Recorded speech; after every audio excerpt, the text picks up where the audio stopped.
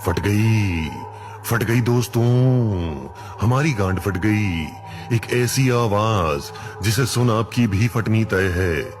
कमजोर दिल वाले वीडियो यहीं रोक दें, बाकी के साथियों चलिए आगे बढ़ा जाए और फाड़ी जाए आपकी गांड।